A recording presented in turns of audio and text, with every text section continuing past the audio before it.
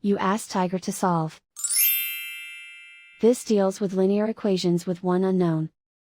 The final result is z equals -36.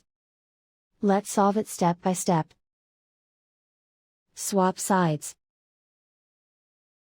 Group all constants on the right side of the equation. Add 4 to both sides.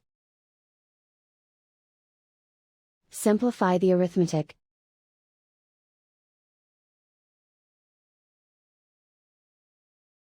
Isolate the z. Multiply both sides by inverse fraction 9/8. Move the negative sign from the denominator to the numerator. Group like terms. Multiply the coefficients. Simplify the arithmetic.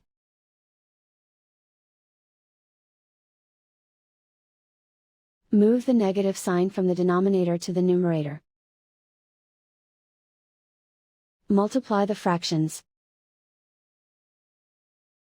Simplify the arithmetic. And so the final result is z equals -36.